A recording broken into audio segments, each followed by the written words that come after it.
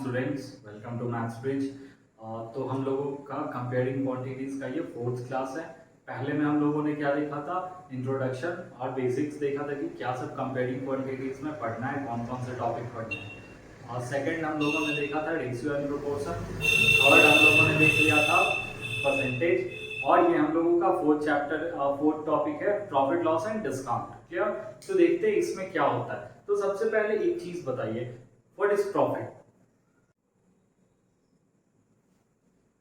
Basically profit होता क्या है? तो प्रॉफिट होता है किसी भी प्रोडक्ट का जो परचेजिंग प्राइस है, परचेजिंग कॉस्ट है, वो कम होना चाहिए किससे? सेलिंग कॉस्ट से। मतलब उस प्रोडक्ट के खरीद का जो दाम होगा वो कम होना चाहिए बेचे हुए प्राइस से। तो इस केस में क्या होता है? प्रॉफिट होता है। क्लियर? लॉस क्या होगा? तो लॉस होता है कि किसी भी प्रोडक्ट का जो खरीदने वाला प्राइस है, जो कॉस्ट प्राइस है, वो ज्यादा हो जाए किससे? सेलिंग प्राइस से। सपोज मैंने ये मार्कर खरीदा 20 रुपीज का, ठीक है। अगर मैं इसे 25 में या 23, 22 कितने किसी भी प्राइस पे बेचता हूँ, तो कॉस्ट प्राइस से कुछ ना कुछ तो ज्यादा मिला मुझे। तो जब ये ज्यादा मिल रहा है, रिटर्न ज्यादा आ रहा है, तो ये क्या होगा? प्रॉफिट का केस होगा। अगर सेम मैंने 20 का खरीदा, 18 का बेचा, 15 का बेचा, क्लियर? तो क्या हो रहा है? जितने में मैंने खरीदा उससे कम में बिक रहा है, तो ये क्या हो जाएगा? लॉस का केस। क्लियर? अब लॉस यहां पे देखिए, मैंने लिख दिया है SP is greater than CP, where SP means selling price, CP means cost price। ठीक है, तो इस केस में क्या होगा? प्रॉफिट होगा। इस केस में क्या होगा? प्रॉफिट होगा। Loss SP is greater than और SP is lesser than cost price, मतलब जो सेलिंग प्राइस है वो कॉस्ट प्राइस से कम है। क्लियर? अब कितने का प्रॉफिट हुआ, कितने का लॉस हुआ? तो कितने का प्रॉफिट हुआ ये कैसे हम लोग फाइंड करते हैं? तो selling price minus cost price. Suppose ये मैंने 25 का बेचा, कॉस्ट प्राइस कितना था? 20 था, तो कितने का प्रॉफिट हुआ? तो profit is equals to selling price minus cost price. तो 25 माइनस 20 इज इक्वल्स टू 5। मतलब इस मार्कर को सेल करने के बाद मेरा प्रॉफिट कितने का हुआ? 5 रुपीज का हुआ। क्या सेम यहां पे होगा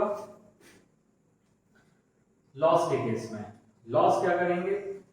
20 का खरीदा मैंने, 15 का बेच दिया, तो loss is equals to cost price minus selling price. ठीक है, चलिए अब आ जाते हैं यहाँ पे प्रॉफिट परसेंट। कितने परसेंट का प्रॉफिट हुआ? अगर ये मैंने 5 मेरा इसमें प्रॉफिट हुआ, तो कितना परसेंट मेरा प्रॉफिट हुआ? तो क्या करेंगे? प्रॉफिट को सबसे पहले एक चीज बताइए, प्रॉफिट को हम लोग किससे कंपेयर करते हैं? हमेशा कॉस्ट प्राइस के बेसिस पे देखते हैं हम लोग। प्रॉफिट या लॉस किसके बेसिस पे देखते हैं? कॉस्ट प्राइस या सेलिंग प्राइस? कॉस्ट प्राइस पे देखते हैं ना, क्योंकि सेलिंग प्राइस तो फ्लेक्सिबल होता है और 2 रुपए ज्यादा 2 रुपए कम कितने में भी बिक जाएगा। लेकिन एक स्टैंडर्ड होता है जिसके बेसिस पे हम लोग डिसाइड करते हैं कि मेरा प्रॉफिट हुआ या लॉस हुआ। कॉस्ट प्राइस तो फ्लेक्सिबल होता नहीं।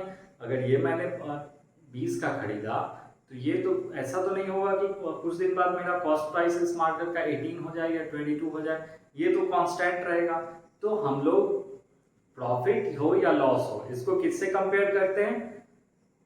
कॉस्ट प्राइस से करते हैं कंपेयर। ठीक है, तो इसीलिए यहां पे क्या किए कि profit percent is equals to profit by cost price into 100। Clear? CP क्यों? सीपी के बेसिस पे हम लोग कंपेयर करते हैं। प्रॉफिट हो या लॉस हो, कंपेयर किससे होगा? सीपी से ही होगा। फिर लॉस के केस में भी सेम होगा, loss percent is equals to loss by CP. कितने का लॉस हुआ और उस प्रोडक्ट का कॉस्ट कितना था, कॉस्ट प्राइस कितना था, इनटू 100। क्लियर? चलिए इतना समझ में आया। आगे देखिए, when cost price and profit percent is given. जब कॉस्ट प्राइस दिया है और प्रॉफिट परसेंट दिया है, तो सेलिंग प्राइस निकालना है। तो उसके लिए क्या करेंगे हम? ये वाला फॉर्मूला है, selling price is equals to cost price into 100 plus profit percent by 100।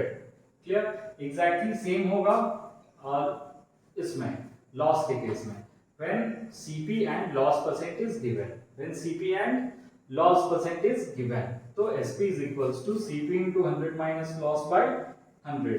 Clear. अब आ जाते हैं कॉस्ट प्राइस पे। ठीक है, तो cost price when SP and profit percent is given, जब एसपी और प्रॉफिट परसेंट क्या है, दिया हुआ है। ठीक है, तो क्या हो जाएगा cost price, SP into 100 plus profit पर 100 by 100 plus profit percent. Clear. इसमें आ जाइए, एसपी दिया है, लॉस परसेंट दिया है, तो क्या करेंगे, CP is equals to SP into 100 by 100 minus loss percent. Clear. Discount, discount क्या होता है, ऐसा तो नहीं होता है कि मैंने जितने में प्रोडक्ट खरीदा उस पे उससे कम में बेच रहा हूं। ऐसा तो नहीं होता है कि कोई भी शॉपकीपर कोई भी सेलर अपना लॉस करके कोई सामान बेचता है डिस्काउंट देके, ऐसा तो नहीं होता है। देखिए हम लोग सब लोग जाते हैं शॉपिंग करने कपड़ा वपड़ा का। ठीक है, कहीं पे अगर गए और 40% ऑफ का सेल चल रहा है, किसका, 40% ऑफ सेल। ठीक है, तो 40% ऑफ सेल जो होता है, क्या ये सेलर अपने जेब से देता है क्या, अपने जेब से तो नहीं देता है।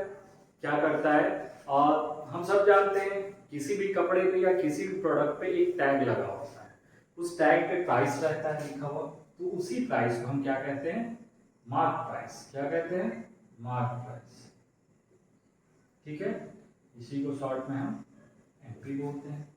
ठीक है, तो मार्क प्राइस जो होता है वो उतने में सेलर तो सामान खरीदता नहीं है, उससे कम में सामान खरीदता है सेलर। ठीक है, तो सेलर क्या कर रहा है कि उस मार्क प्राइस पे आपको डिस्काउंट दे रहा है, उस मार्क प्राइस पे क्या कर रहा है, आपको डिस्काउंट दे रहा है। ठीक है, सपोज एक पैंट ट्राउजर लेने गए हम लोग XYZ ब्रांड का, एक ट्राउजर है XYZ ब्रांड का जिसका मार्क प्राइस क्या है, 3000। मार्क प्राइस क्या है, 3000, और इस पे ऑफ कितना है, डिस्काउंट 30%। डिस्काउंट कितना है, 30%। तो ये जो 30% डिस्काउंट दिया वो सेलर किस पे दिया, 3000 पे दिया डिस्काउंट। ऐसा तो नहीं कि जितने में खरीदा था उस पे डिस्काउंट दे रहा है, जो मार्क प्राइस है या टैग प्राइस है, मार्क प्राइस को हम लोग टैग प्राइस भी बोल सकते हैं, जो मार्क प्राइस है उस पे डिस्काउंट दे रहा है सेलर। ठीक है, अपने जेब से नहीं देता है। तो 30% ऑफ 3000। क्लियर, तो ये हो गया।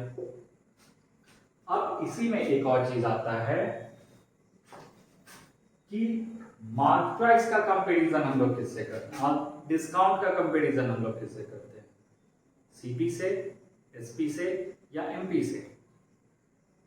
जैसे प्रॉफिट या लॉस के केस में हम लोग किससे कंपेयर करते थे, कॉस्ट प्राइस से करते थे ना कंपेयर। इसी तरीके से और डिस्काउंट के केस में हम लोग किससे कंपेयर करते हैं, डिस्काउंट का मार्क प्राइस से करते हैं। क्यों मार्क प्राइस से करते हैं, क्योंकि डिस्काउंट जो है वो किसके बेसिस पे मिल रहा है, डिस्काउंट जो है वो किसके बेसिस पे मिल रहा है, मार्क प्राइस के बेसिस पे डिस्काउंट मिल रहा है। क्लियर, ये हो गया। चलिए आगे,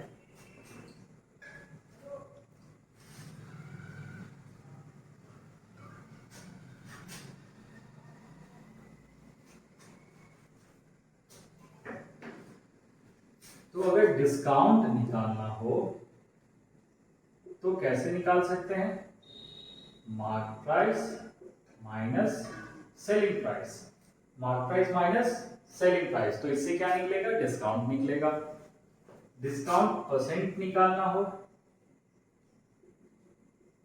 डिस्काउंट परसेंट निकालना हो तो डिस्काउंट बाय मार्क प्राइस। किससे कंपेयर किया डिस्काउंट का, मार्क प्राइस से किया, इंटू 100। क्लियर। अब डिस्काउंट परसेंटेज दिया है, जब मार्क प्राइस दिया हो और डिस्काउंट परसेंट दिया हो तो हम लोगों को क्या निकालना है, सेलिंग प्राइस निकालना है। तो इसके लिए हम लोग क्या करते हैं, selling price is equals to mark price into 100 minus discount percent by 100। Clear? दूसरा है when